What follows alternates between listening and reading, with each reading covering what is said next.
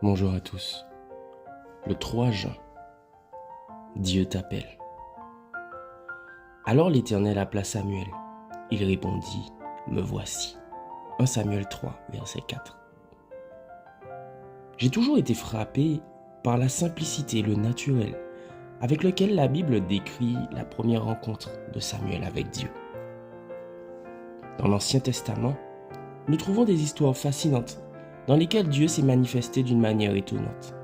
Un buisson qui brûle sans se consumer, le feu au sommet du Carmel, le tonnerre et les éclairs sur le Sinaï.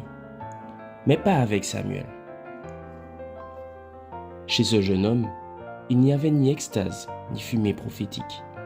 En fait, la Bible présente cette scène comme une rencontre entre deux amis. Dieu a appelé et Samuel a répondu.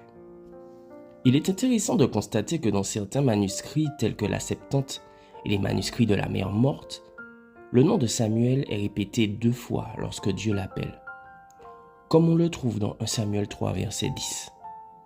Dans le récit biblique, cette répétition du nom des personnages indique ou anticipe souvent une relation intime avec Dieu. Abraham, dans Genèse 22, verset 11, Moïse, dans Exode 3, verset 4, Pierre, dans Luc 22, verset 31, Marthe, dans Luc 10, verset 41, Saul, dans Acte 9, verset 4, et Samuel font partie de ce groupe restreint.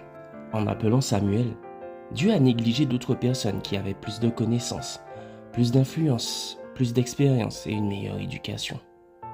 Mais alors, comme aujourd'hui, le Seigneur n'avait pas besoin de tout cela. La seule chose dont Dieu avait besoin et dont il a encore besoin, c'est d'un ami qui, lorsqu'il l'appelle, répond « Me voici ».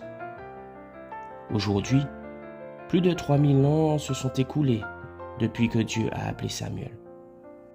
Mais si nous y prêtons attention, nous pouvons entendre la même voix qui continue de demander « Qui vais-je envoyer ? Qui sera notre messager ?»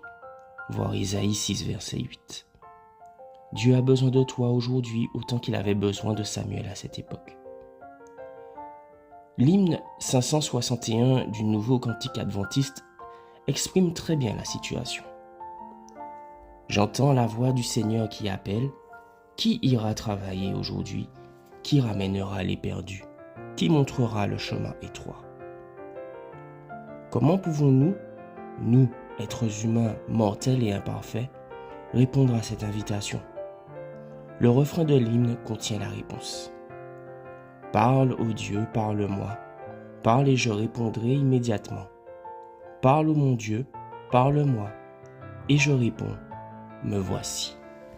Bonne journée à toi.